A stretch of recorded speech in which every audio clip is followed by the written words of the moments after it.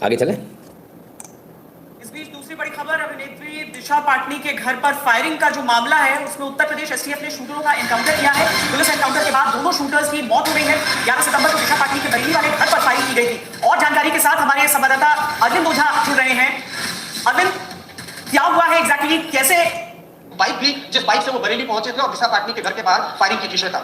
बहुत शुक्रिया अरविंद ओझा इस पूरी जानकारी के लिए। तो ये जो पूरा मामला था उसमें जो ये फायरिंग का इंसिडेंट हुआ था, दिशा पाटनी की बहन खुशबू पाटनी उनकी तरफ से दिए हुए कुछ बयानों के विरोध में ऐसा कहा गया था उन गैंग्स की तरफ से। लेकिन अब खुशबू पाटनी उनकी तरफ से दिए हुए कुछ बयानों के विरोध में ऐसा कहा गया था उन गैंग्स की तरफ। तो खुशबू पाटनी ने जो बयान दिए थे, दिशा पाटनी जो बहन है, क्या कहा था? मुंह मारना। तो उनके फायरिंग हो गई तो सब बड़ी भारी मैटर हो गया। देखो सर, टांगे बोलती हैं सर, कुछ भी कहो। छोटी चड्डी टांगे जमाना इन लोगों का, तो कहाँ तुम लोग लगे हो खाली पीली में, है? तुम्हारी सुनेगा कौन? तो खैर, जैसी जो है फायरिंग वाली घटना सामने आई, बड़ा मामला हाईलाइट हो गया और ऐसा वैसा सीएम से संज्ञान लाया गया। सीएम साहब ने जो है फ़ोन किया और कहा कि आप चिंता ना करें। बिल्कुल हर सीएम को ऐसा करना चाहिए, स्वाभाविक है कि आप सुरक्षित रहेंगे। और एनकाउंटर में दोनों जो बदमाश हैं उनको ढेर कर दिया, उनको मौत की घाट उतार दिया, मार दिया उनको। चलो ठीक है, अब दूसरी एक और एनकाउंटर दिखा दूँ आपको। जी क्या हुआ?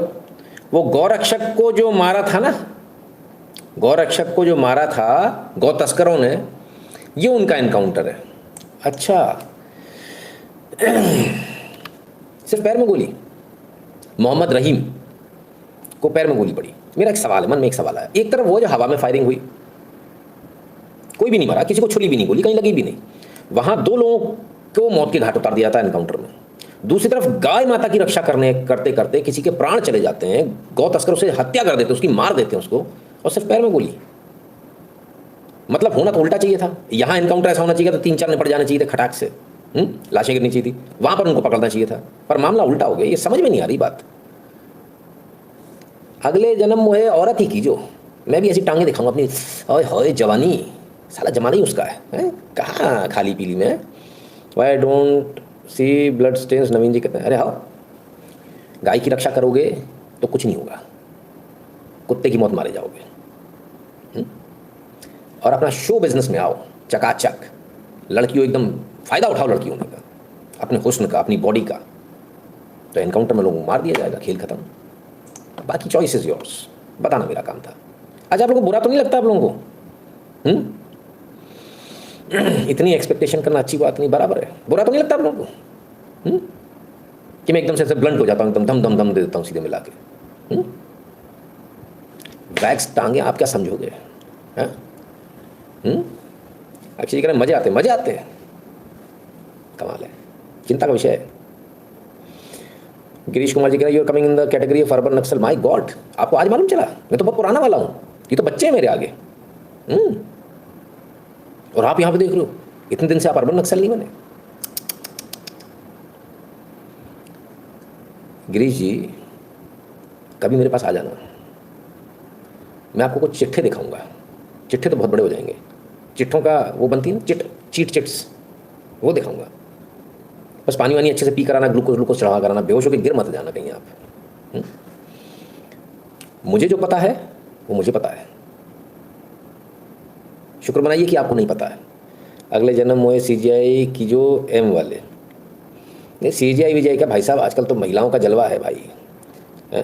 भारत में भी चलता है वो सेक्स एक्सचेंज करा के कि वो दे दें बन जाए अपन भी, जो identify myself as a woman. ऐसा कर सकते हैं क्या अपन? कितना ईजी रहेगा। कल से मैं भी स्कर्ट पहन के घूमूंगा, क्रॉप टॉप एंड स्कर्ट, मैं लड़की हूँ। साला एक झंझट से तो बचेंगे, औरतों के बवाल से। जज भी पागल हो जाएगा, अब मैं क्या करूँ? हाँ, identify myself as woman.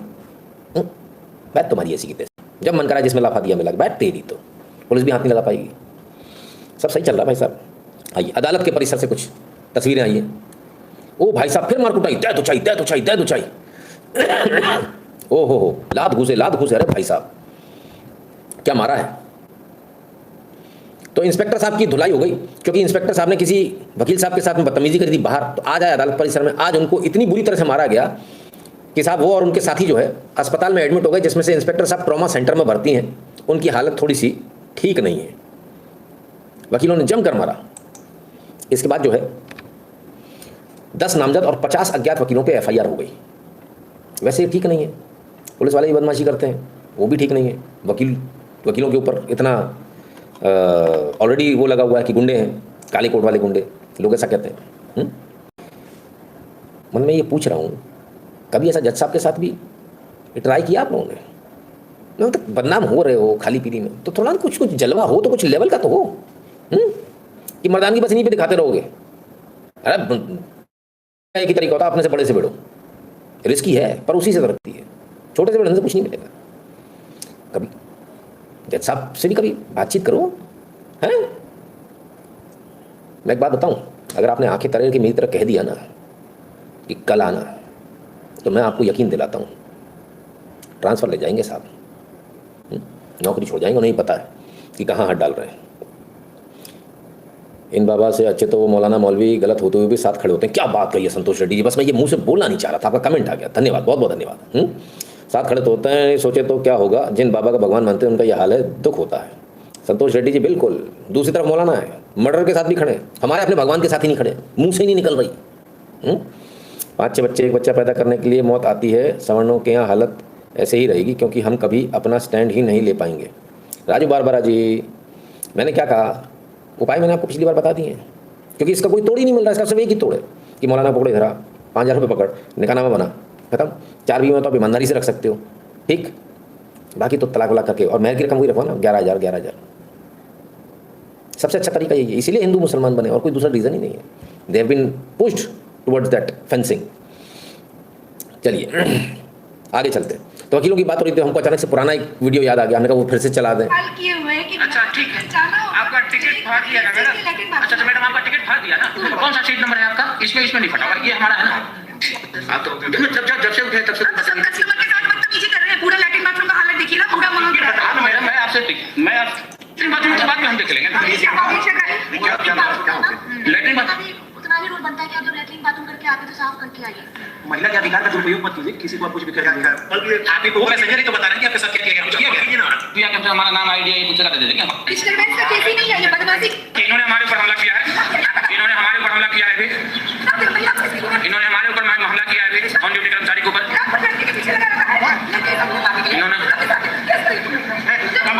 वकीलों की ताकत देख रहे हो आप? बहुत इन्होंने रात भर पूरे, मैं कह रहा हूँ, अरे बिल्ली की तरह झपट गई भाई। अरे बिलैया, बिल्ली ने पंजा मार दिया। ये ना चलो कोई मौत करके ड्यूटी करेगी बस यार, आगे रहती है इसको लौटाए हमारे होते ना। ऐसा बताइए, सारे टीटी को मारे, पैसेंजर को मारे, गाली दे रही है, और उसके बाद हम लोग चली है, पेपर तैयार है, जाएगी जेल, जाएगी जेल। बिना टिकट चल रही है, बतिया रही है, बिना टिकट चल रही है, और इस तरह से मिसबिहेव ऑन ड्यूटी कर्मचारी को पटवा रहे हैं। बुलाइए आप ये लेडीज कांस्टेबल बुलाइए, मेंबरशिप दीजिए मेरे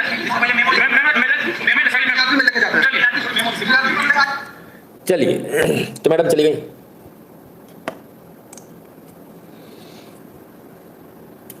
सौ 500 के टिकट के लिए हम लड़ सकते हैं, इस हद तक लड़ सकते हैं कि FIR मुकदमा दर्ज हो जाए, ऑन ड्यूटी कर्मचारी को मार सकते हैं। और जब भगवान पर बात आ जाए तब क्या हो जाता है हमें? क्योंकि हम हिंदू हैं, हम निहायत ही गिरे हुए लोग हैं। असल में हमारी लड़ाई होनी चाहिए थी जब भगवान के लिए कह दिया। यदि ऐसा ही कुछ मोहम्मद या अल्लाह के लिए कह दिया गया होता तो भाई साहब अब तक ये जो है ना जज साहब, ये गायब अंडरग्राउंड हो गए होते, दिखते नहीं अभी, और अब तक माफीनामा आ गया होता 100 बार आ गया होता। और सरकार भी एक्टिव हो गई थी, अरे हटाने के लिए करना। पर आपकी कोई वैल्यू ही नहीं है। देखो आप समझिए, मैं आपको थोड़ा सा एक चीज़ समझाने की कोशिश करता हूँ। गाली दी, बुरा किसको लगा? ब्राह्मणों को। है कितने? 2.5%। तो और बुरा किसको लगा? क्षत्रियों को लग जाएगा। कितने परसेंट है? ना कुछ। बनियों को लग जाएगा, सवर्णों को बुरा लगे। अच्छा किसको लगेगा? SC ST OBC। मजा बांध दिया। तो वोट तो ज़्यादा मिल रहा है ना सर। ऐसी कुछ प्लानिंग है क्या? भगवान जाने क्या क्या चलता है लोगों के दिमाग में।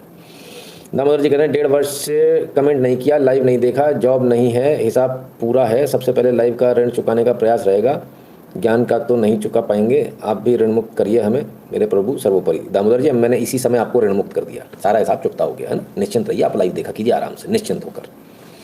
भगवान जब चाहेंगे जॉब लग जाएगी तब देखेंगे। फिलहाल आप जॉब के लिए तैयारी कीजिए, है ना। क्लियर है? बराबर।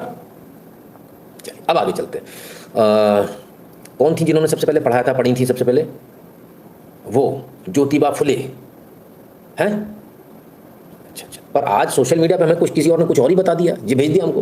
बोले गार्गी कौन थी, उन्हें कहाँ तक शिक्षा प्राप्त थी, तो भैया आया, गार्गी माता प्राचीन सेज वाचक्नु की पत्नी थी और गर्ग वंश में जन्म लेने के कारण नाम गार्गी नाम पड़ा था। वे ब्रह्मावादिनी कही जाती थी, अर्थात ब्रह्म विद्या की ज्ञाता थी और वेदों का गहन अध्ययन में पारंगत थी।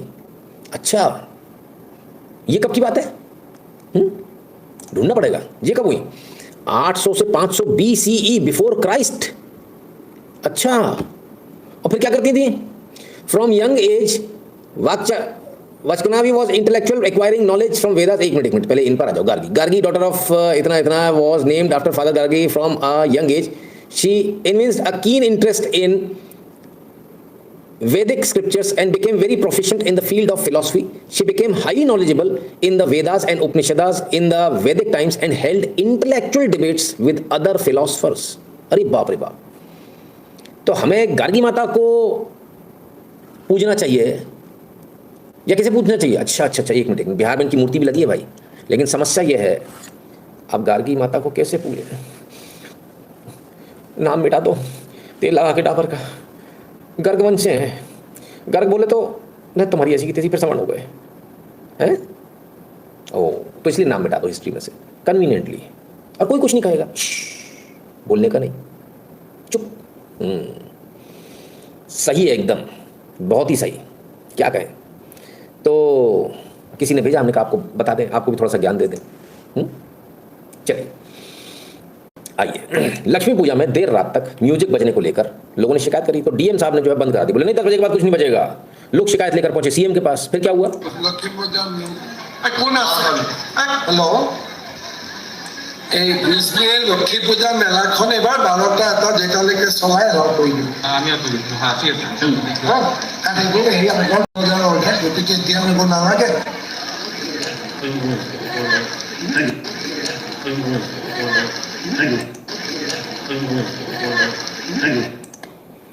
नाम है हेमंता बिस्व शर्मा। अरे रामा, अरे फिर शर्मा आ गया। अब ये शर्मा भी शर्मा ही तो नहीं होते कहीं। काम तो बहुत अच्छा किया आदमी ने, एक झटके के अंदर। लोग बोले साहब वो डीएम साहब, डीएम को फोन लगा, सुन रहे, जब तक बजाए तब तक बजने देने का माता का भजन है। और स्टाइल कैसे? ऐसे मोबाइल दिया, हो गया, चल पकड़। इसको बोलते हैं सीएम, इसको बोलते हैं नेता। ऐसा काम जब तक करेंगे तब तक भाई हम इनके साथ हैं। क्लियर? चलिए क्या कहें। आइए साहब, हमारे साथ लोग सही के लिए नहीं खड़े हो पा रहे। ये राजधानी दिल्ली है और ये पुलिस कुट रही है, पुलिस, ये बड़ी पुलिस तुम आई, और ये अपराधी है, लगे लात भाई साहब क्या मारा है। हा। अपराधी को छुड़ा ले गए। कौन लोग होंगे बताओ? कौन लोग होंगे? अपराधी गया भाग, पुलिस गई कोटे देता सी, जमकर देता सी भाई साहब, जमकर कुटे, जमकर लिटा कर कुटे।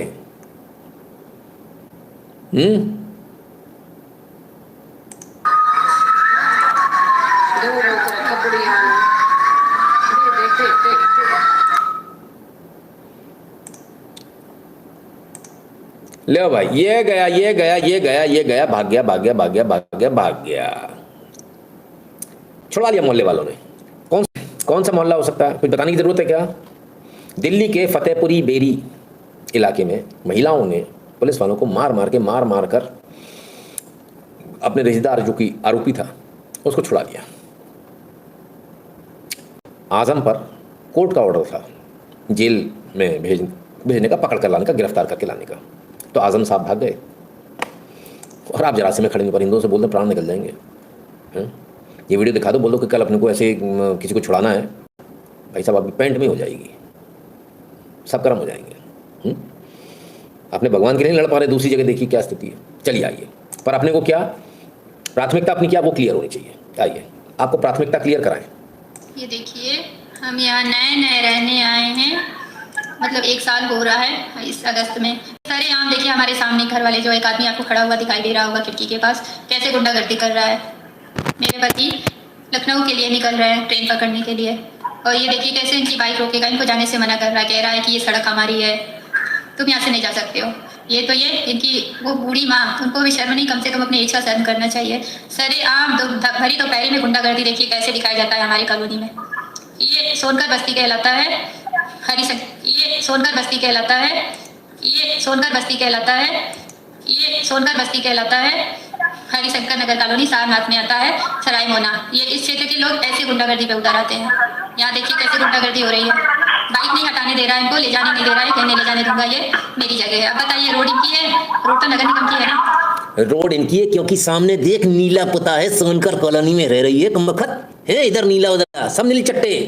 ये औकात हो गई नीलों के आगे भगवे की। ओ रे रे रे आज ये रोड बन गया होता या सीवर रोड होता तो आज इनकी हिम्मत नहीं होती। ये नए लोग कोई भी आ रहे हैं यहाँ रहने अपना घर बना के, तो ये इस तरह परेशान करते, गाली गलौज आए दिन करते हैं। इनकी घर की औरतें भी गाली गलौज पे उतर आती हैं, लड़के बच्चे सब धमकी देते हैं। ऊपर से मेरे पति को जान से मारने की धमकी ये लोग दिए हैं। मेरा बच्चा कॉलेज में अभी नया किया जाना, इसको भी मारने की धमकी दिए हैं ये लोग। ये हमारे मोहल्ले का हाल देखिए, कितना अच्छा मोहल्ला है और कितना इस मोहल्ले में व्यवस्था, यहाँ के लोगों का सोच देखिए। चुपचाप मेरे पति जा रहे थे, किसी से कोई बात नहीं, अपने काम के लिए नहीं कर रहे थे। देखिए कैसे लोग लोग जबरदस्ती लड़ रहा है। ऊपर से कह रहे हैं बुलाओ पार्षद को, बुलाओ नेता को, बुलाओ किसको बुलाओगे, खुद ही अपने आप में बके जा रहे हैं। ऊपर से मारने की धमकी दे रहे हैं, जान से मारने की धमकी दे रही है मेरे पति को। ये जहाँ तक भी वीडियो हो सके शेयर कीजिए ताकि ये हमें इंसाफ मिल सके और हमें भी पता चले कि इनकी रोड है या नगर निगम की रोड है, ताकि यहाँ आने वाला कोई नया इंसान फिर परेशान ना हो। चलिए साहब, तो मामला जो है थाना अध्यक्ष सारनाथ के अंतर्गत आता है, उत्तर प्रदेश का मामला है। आनंद आ रहा है कि नहीं आप लोगों को? आप लोग गवाही साहब से परेशान हो रहे, तुमको निकलने की जगह नहीं, सड़क पे नहीं चल पाओगे तुम, टांगे तोड़ देंगे तुम्हारी, सड़क हमारी, जगह हमारी। तुम कौन हो बे? मजा आ रहा है कि नहीं आ रहा है? सोनकर मोहल्ला समझ गए कि नहीं? हाँ, नीले। अभी तो कुत्ते की मौत मारे जाओगे, अभी तो रुको, अभी शुरुआत ही नहीं हुई है अभी। चलिए अब हम लोग आपके तो मूछे रखे रहेंगे, स्कर्ट भी पहन लेंगे, आइडेंटिफाई माई सेल्फ है, ऑपरेशन कराने की जरूरत नहीं है। अरे तो नया तरीका लेकर आए और औरतों के उसमें घुस जाएंगे आराम से। दिखाई तो कितने सारे वीडियो थे यार, 1 साल भर होने को आ गया, अब तो 2.5 साल हो रहे। हाँ, औरतों के बाथरूम में घुस जाओ आराम से, नहा रही हैं अपन भी घुस जाओ नहाते में, क्योंकि identify myself as a woman. सही है। देखो अंग्रेजों ने चीज़ें तो बहुत अच्छी दी, अपन उसका उपयोग नहीं कर पाए। चलो चले भाई आगे चलें। आगे चलो, उससे पहले एक बार फिर याद दिलाते हैं www.nitinshukla.in पर आपको जाना, आपको QR कोड मिलेगा, उसे स्कैन करके अपना पेमेंट नाम और नंबर साथ में भेजिएगा। सोशल मीडिया के तमाम सारे प्रोफाइल मिलेंगे, फॉलो कर लीजिएगा, टेलीग्राम और व्हाट्सएप के चैनल को ज्वाइन कर लीजिएगा जो भारत के बाहर में, पेटीएम और पेपाल पर जाकर अपना बटन दबाकर अपना पेमेंट कर दें। बराबर।